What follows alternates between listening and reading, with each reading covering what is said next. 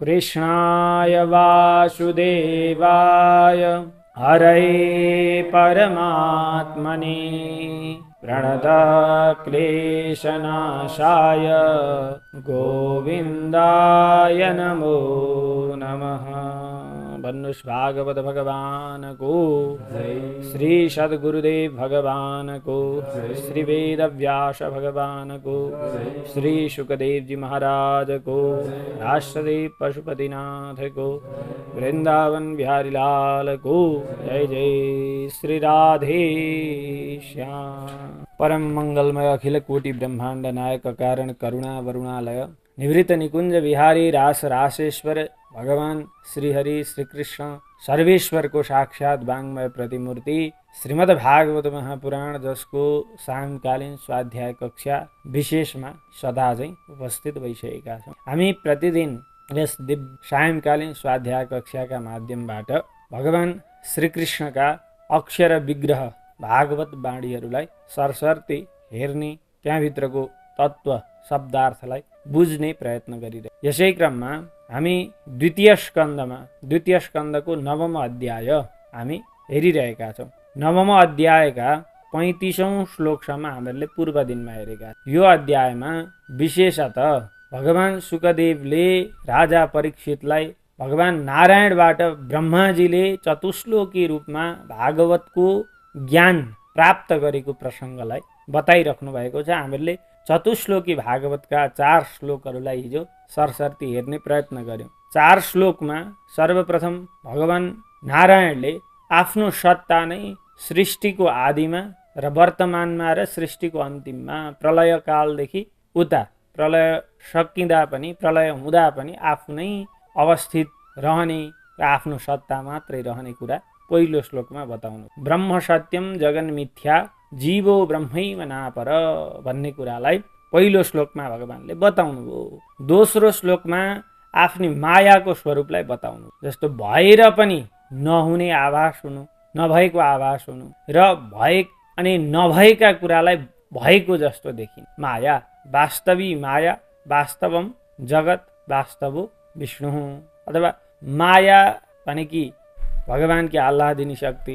यिनै मायाले गर्दाखेरि जीवहरू जगतलाई सत्य रूप मान्दछन् र ब्रह्मलाई चाहिँ असत्य रूप मान्दछन् भनेर यसरी मायाको यथार्थ स्वरूपलाई दोस्रो श्लोकमा भगवानले बताउनु भयो।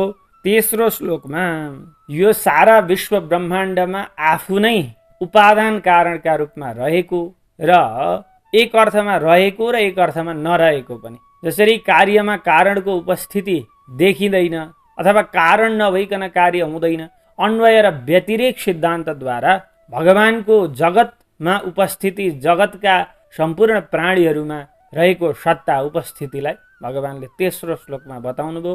र चौथो श्लोकमा यही प्रकारले सबैतिर अन्वय व्यतिरेक सिद्धान्तले जो सर्वत्र सर्वदा सबै थोकमा रहन्छ त्यसलाई नै ब्रह्म तत्त्व जान्नु भनेर ब्रह्माजीलाई सिकाउनु भएको छ। चौथो श्लोक हामीले यी 4 श्लोकलाई हिजो सरसर्ती यथामति बुझ्ने प्रयत्न गर्यौँ।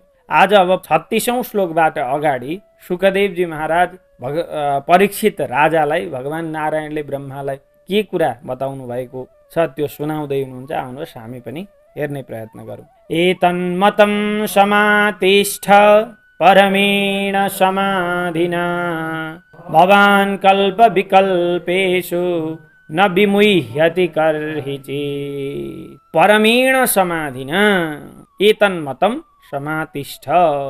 परमेण समाधिना भनेको समाधि अवस्थामा रहेर, त्यो परम उच्च समाधि भनेको समा भनेको बराबर धी बुद्धि।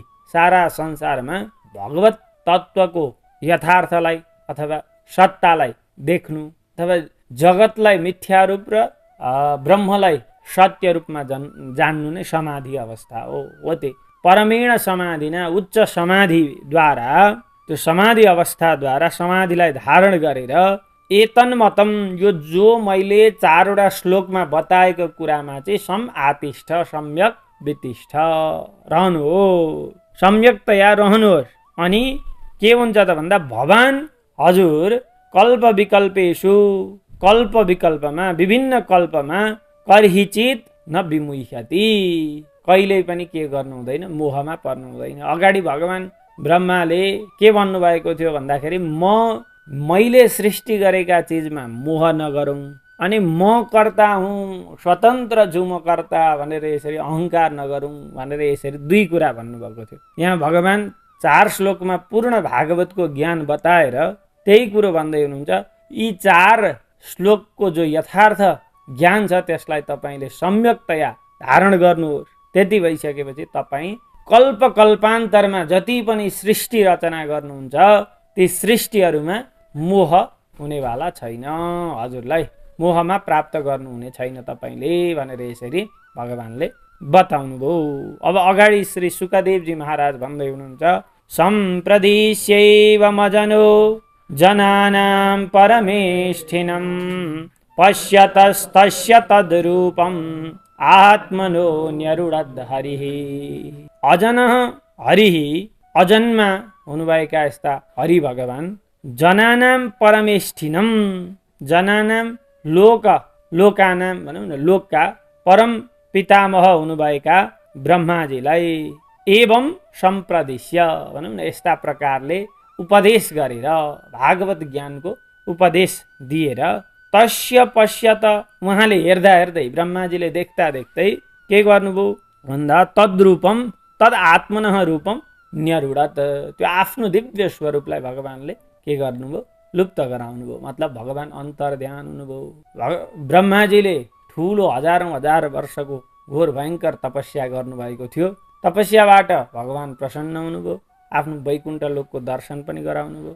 अनि के चाहन्छौ भनेर सोध्नुभयो। ब्रह्माजीले हजुर सबै थोक जान्नुहुन्छ र पनि सृष्टिको इच्छा त्यो सृष्टिको प्रक्रिया बताउनुहोस् र हजुरको यथार्थ ज्ञान प्रदान गर्नुहोस् भनेर यसरी बताउनुभयो। ब्रह्माको त्यो पुकारलाई सुनेर नारायणले चतुश्लोक रूप भागवत प्रदान गरेर अनि आफू के गर्नुभयो अन्तर्धान हुनुभयो। हो यहाँ आइपुग्दा भगवान अन्तर्धान हुनुभयो। आफ्नो स्वरूपलाई अन्तर्हित गराउनुभयो तिरोहित गराउनुभयो। अन्तर्हितेन्द्रियार्थाय हरये विहिताञ्जलिः सर्वभूतमयो विश्वं ससर्जेदं सपूर्ववत्। इन्द्रियार्थाय अन्तर्हिते। अब इन्द्रियार्थाय भनेको आफ्ना नजरका अगाडिबाट इन्द्रिय भनेको चक्षुरिन्द्रिय त्यसको अर्थ के त रूप दृष्टि होइन। त्यसबाट चाहिँ अन्तर्हिते भनेको अन्तर्हित हुनुभएका तिरोहित हुनुभएका भगवान आफ्ना अगाडि नहुनुभएका भगवान यसरी हरिलाई विहिताञ्जली हात जोडेर नमस्कार गर्नुभयो। ब्रह्माजीले नमस्कार गरिसकेपछि सर्वभूतमय स ब्रह्मा सम्पूर्ण प्राणीहरूको सृजन गर्ने सामर्थ्यता हुनुभएका ती ब्रह्माजीले इदम विश्वम यो विश्व ब्रह्माण्डलाई पूर्वकल्पमा जस्तै गरेर ससर्ज सृष्टि गर्न लाग्नुभयो अथवा सृष्टि गर्नुभयो। यसरी भगवानको ज्ञान पाएर भगवानबाट ज्ञान पाएर ब्रह्माजीले सृष्टिको रचना गर्नुभयो। प्रजापतिर्धर्मपति रेकदा नियमान् भद्रं प्रजानामन्वेच्छन् आतिष्ठत स्वार्थकाम्यया। अब भागवत परम्परा यहाँ बताउँदै हुनुहुन्छ सुकदेवजी महाराज राजा परीक्षितलाई। जस्तो यो कथा ब्रह्माजीले नारदलाई सुनाउँदै हुनुहुन्छ नि त, नारदलाई सुनाउँदै हुनुहुन्छ। त्यही चाहिँ यता परीक्षित राजालाई सुकदेवजी महाराज पनि सुनाउँदै हुनुहुन्छ। अब यहाँ के भन्नुहुन्छ भने कसरी ब्रह्माजी र नारदको भेट भयो र संवाद भयो अनि नारदलाई ब्रह्माले भागवत ज्ञान प्रदान गर्नुभयो भन्ने कुरा यहाँ बताउँदै हुनुहुन्छ। प्रजापति धर्मपति धर्मका पति स्वामी हुनुभएका प्रजापति ब्रह्मा एकदा एक दिन चाहिँ प्रजानाम भद्रम अन्विच्छन् प्रजाहरूको र कल्याणलाई चाहिँ चाहना गर्दै स्वार्थ काम्यया भनेको सबैको कल्याण होस् भन्ने यस्तो स्वार्थ कामनाद्वारा नियम र यम सहित आतिष्ठत तपस्यामा लाग्नुभयो तपस्या गर्न लाग्नुभयो। नियमान भनेको यम नियम भनौँ अष्टाङ्ग योगका 2 चरण यम नियम आदिलाई लिएर आफू चाहिँ तपस्या गर्न लाग्नुभयो अथवा नियम यमलाई धारणा गर्नुभयो। तम नारदः प्रियतमो रिक्थादानामनुव्रतः शुश्रूषमाणशीलेन प्रश्रयेण दमेन च। रिक्थादानामनुव्रतः, रिक्थाद भनेको चाहिँ पैतृक सम्पत्ति पाउनका लागि योग्य भएको पुत्र। रिक्थाद भनेको पुत्र, रिक्थाद, रिक्थ भनेको पैतृक सम्पत्ति, त्यसलाई लिनेवाला अथवा लानेवालाको पुत्र। रिक्थादानां पुत्राणां, पुत्रहरूमध्ये प्रियतमः अत्यन्त प्यारा हुनुभएका नारदः, नारद कस्ता हुनुहुन्थ्यो नारद भन्दाखेरि अनुव्रतः, ब्रह्माजीले जे भन्यो त्यही मान्नेवाला अथवा अराएको कुरा मान्नेवाला, आज्ञाकारी यस्ता नारद। नारदजीको यहाँ अर्थ गर्नुभएको छ श्रीधर स्वामीले बडो राम्रो तरिकाले। नराणां समूहो नारम द्यति, अब नारम द्यति खण्डयति जीवानां जीव भावमिति नारद। नराणां समूह भन्दा नारम भन्ने हुँदो रहेछ। अनि त्यो नारम भनेको मनुष्यको समूह, ती मनुष्यहरूका समूहभित्र भएको जीवानां जीव भाव, त्यो जीवत्व भाव जो छ नि है, हो त्यो भावलाई चाहिँ द्यति भन्दाखेरि खण्डयति, नाश गरिदिनुहुन्छ भन्दा नारद हुँदो। अथवा अरू पुराणमा पनि नारम ज्ञानम ददाति इति नारद, ज्ञान प्रदान गर्नेवाला भनेर पनि यसरी नारदको अर्थ गरिन्छ। यस्ता नारदजी, जो नारदजी कस्ता हुनुहुन्थ्यो भन्दाखेरि शीलेन प्रश्रयेण दमेन च शुश्रूषमाण, पिताजी ब्रह्माको शील स्वभाव आचरणद्वारा अनि प्रश्रयेण विनम्रताद्वारा र दमेन इन्द्रियहरूको निग्रह, मन सहित इन्द्रियहरूलाई निग्रह गरेर अत्यन्त विनम्रता भावले अनि शील स्वभावले युक्त हुनुभएका यस्ता नारदले शुश्रूषमाण सेवा गर्नुहुन्थ्यो आफ्ना पिताजीको, त्यस्ता नारद। अब ती नारदलाई अब दोस्रो श्लोकमा, अर्को श्लोकमा गएपछि मात्र यो श्लोकको अर्थ पूर्ण हुन्छ। आउनुहोस्।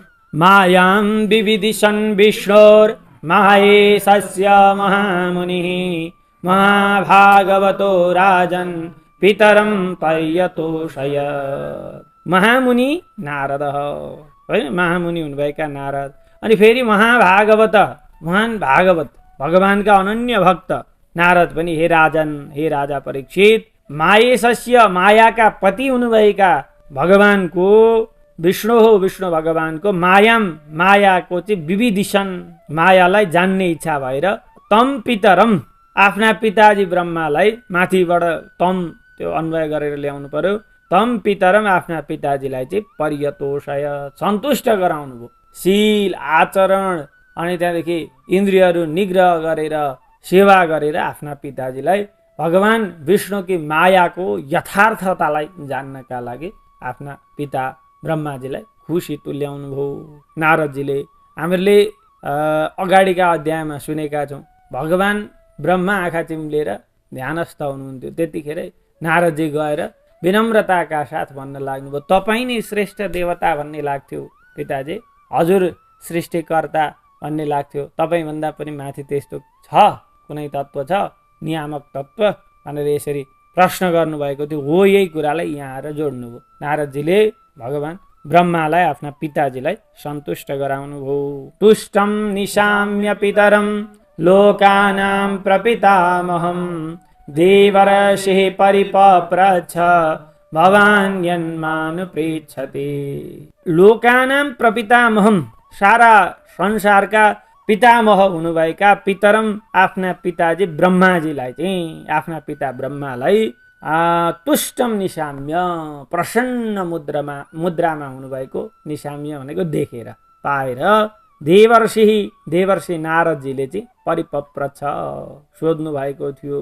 के सोध्नु भएको थियो भन्दा, भवान ए राजा परीक्षित, हजुरले यत जुन कुरो माम मलाई अनुपृच्छति, अहिले सोध्नु भएको छ, हजुरले जो कुरो मलाई अहिले सोध्नु भएको छ यही कुरो नारदजीले भगवान ब्रह्मालाई सोध्नु भएको थियो भनेर बताउनु भयो। तस्मा इदं भागवतं पुराणं दशलक्षणं प्रोक्तं भगवता प्राह प्रीतः पुत्राय भूतकृत्। तस्मै त्यस्ता नारदजीलाई, तस्मै पुत्राय त्यस्ता विनम्र भावले अगाडि आएर आफूलाई प्रसन्न तुल्याउने भएका आफ्ना पुत्र, प्रिय पुत्र नारदजीलाई भनौँ न, ब्रह्माले भूतकृत भनेको ब्रह्माजीले प्रीत प्रसन्न हुनुभएका भगवान ब्रह्माले चाहिँ इदम दशलक्षणम भागवतम पुराणम, यो दशलक्षणले युक्त भएको भागवत जो पुराण छ, जसलाई भगवान स्वयंले प्रोक्तम बताउनु भएको छ, नारायणले ब्रह्माजीलाई बताउनु भएको यो भागवत चाहिँ प्राह बताउनु भयो, ब्रह्माजीले नारदलाई बताउनु भयो चतुश्लोक भागवत। अनि अगाडि भन्दै हुनुहुन्छ नारदः प्राह मुनये सरस्वत्यास्तटे नृप ध्यायते ब्रह्म परमं व्यासायामित तेजसे। सरस्वत्याः, सरस्वती नदीका तटे तटमा हे नृप, हे राजा परीक्षित, परमं ब्रह्म ध्यायते, परब्रह्म परमात्माको ध्यान गरेर बसिराख्नुभएका अमित तेजसे, अत्यन्त ब्रह्म तेजले युक्त हुनुभएका ओजस्वी भनौँ न व्यासाय मुनये, व्यास मुनिलाई त्यही भागवतको ज्ञान चाहिँ नारदजीले प्राह बताउनु भएको थियो। हामीहरूले प्रथम स्कन्धमा सुनेका थियौँ, एक वेदलाई 4 भागमा विभाजन गर्नुभयो, अनि 4 भागमा विभाजन गरेर अनि इतिहास, पुराण, महाभारत आदिको रचना गर्नुभयो, 17औं पुराणहरूको र महापुराणहरूको रचना गर्नुभयो, 18औं उपपुराण आदिको पनि रचना गर्नुभयो। व्यासका मनमा सन्तुष्टि भएन। असन्तुष्टि नभएपछि अब ध्यान लाएर बस्नु पर्यो भनेर यसो सरस्वती नदीका तटमा बस्न आउनु भएको थियो। नारदजी तत्काल त्यहाँ पुग्नुभयो, व्यासलाई सोध्नुभयो किन यसरी मलिन हुनुहुन्छ हजुर भनेर। जब नारदले सोध्नुभयो तब व्यासले आफ्नो मलिनताको कारण स्वयं हजुरलाई थाहा छ, के कारण म यसरी मलिन भइरहेको छु तपाईँले बताइदिनुहोस् भन्दा हजुरले भागवतको विस्तार नगरेका कारणले हो भनेर यसरी व्यासलाई बताउनु भएको थियो। हो त्यही प्रसङ्ग भन्नुभयो। नारदले सरस्वती नदीका तटमा भगवानको ध्यान गरेर बस्नुभएका महाराजलाई भागवत उपदेश गर्नुभएको थियो। अब अगाडि भन्नुहुन्छ यदुताहं त्वया पृष्ठो वैराजात् पुरुषादिदं यथा से तदुपाख्यास्ये प्रश्नानन्यास कृत्स्नस।